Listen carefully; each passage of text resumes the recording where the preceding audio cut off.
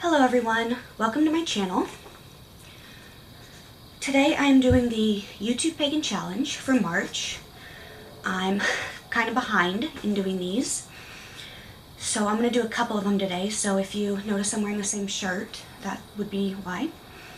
So I'm looking down because I've got the questions on a piece of paper and a few little notes. So the first question is number 9, your thoughts on divinity. Do you work with particular deities? So when I first started out, when I was about 9 years old, I just worked with the god and goddess, no particular deities. Then when I was, I think, 24 or 25, I'm 26 now, I don't remember if I was 24 or 25, but I started working with Bast and Anubis from the Egyptian pantheon. And I really felt that I really wanted to work with them. And I felt that, I think I worked with them for probably about 6 months. And first I started working with Bast and then Anubis real soon after. Like a couple weeks, maybe 2-3 weeks after. And I really felt that it was more of a case of me coming to them rather than the other way around.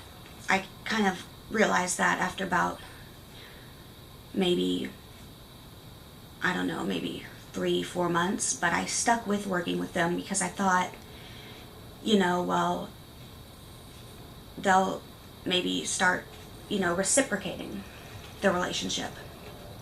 And it wasn't like I didn't feel them there, but I just didn't, I almost felt like I was forcing the relationship, you know. It was always me going to them, and, you know, kind of like one of those friendships where you're always the one calling and the other person never calls you, but when you call them, they always, you know, they'll say, sure, let's do something, but then they never call you. And if you don't call them, it's like they're never going to call you type thing.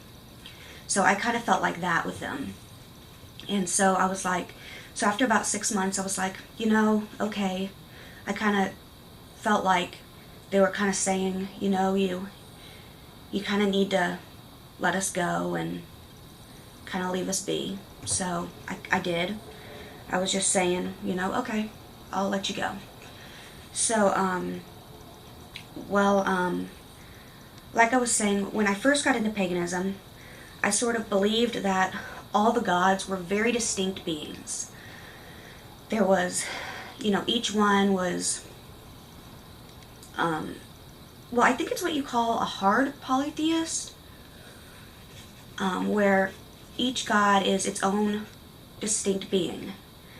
And then over time, my beliefs sort of changed into believing in one divine universal energy source that can be broken down into the supreme divine feminine and a supreme divine masculine, and that the gods are kind of archetypes,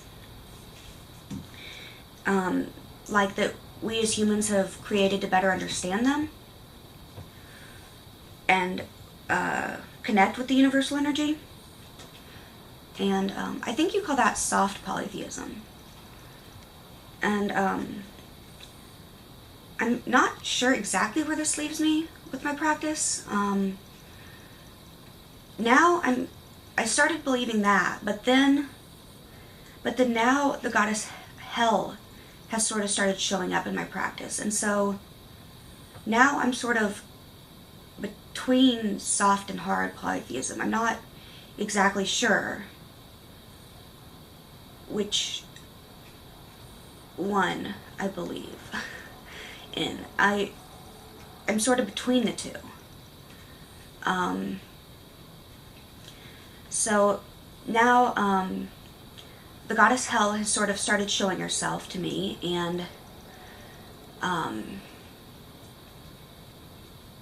I feel like I've not exactly been working with her yet. I've been doing a lot of research, and I want to kind of find out more about her and really know some about her before I like invite her into my practice, so that I kind of am not just like, I don't know, I want to like know what, not exactly know what I'm doing, but know who I'm working with, I guess.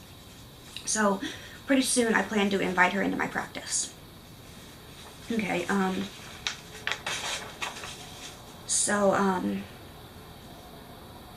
how did the universe begin? Will it end? Does it have a purpose? Well, I guess I don't really know how it started. There is the scientific theory of the Big Bang. And so I thought about this question, and so science says that our universe is expanding, right? And I like the theory that when it expands all that it can, it will contract back in on itself, and there will be another Big Bang event. And it will create a new universe different from our current one. I think maybe there will be like a cycle of Big Bangs, and like expansion, contraction, and new Big Bangs, possibly like forever, creating, you know, new universes each time, and that'll each be different. I like the thought that the universe will last for eternity, and like I said, is different each time.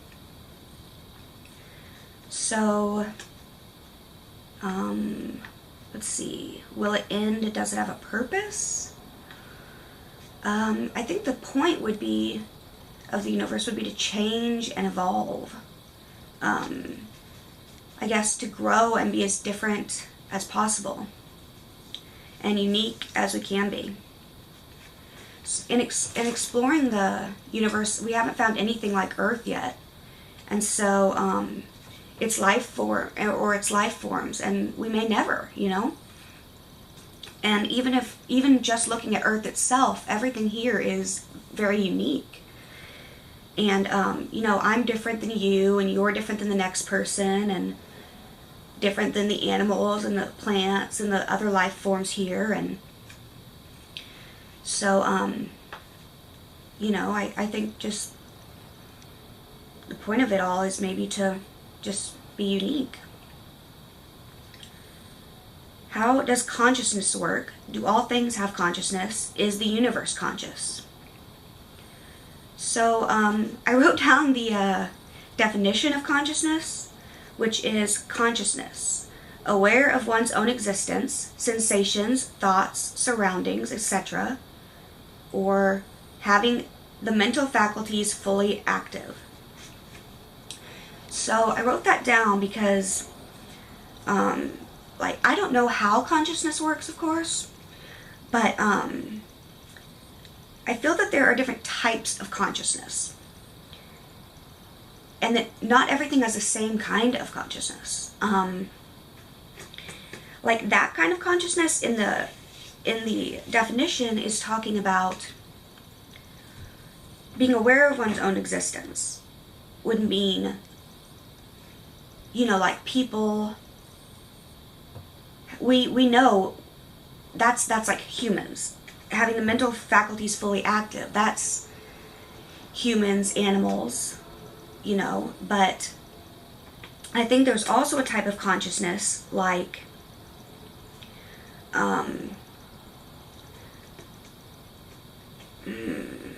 I think there's, sorry, hang on, getting more comfortable.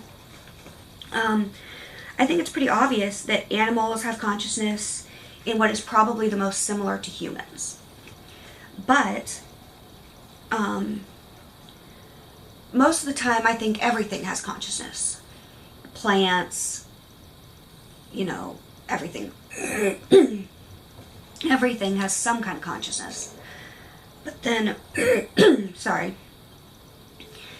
But then I think even if it's like so far from human consciousness that we don't recognize it as consciousness, because it's like so far removed from human consciousness, from that definition, that I stated, that it's just like not even thought of as consciousness.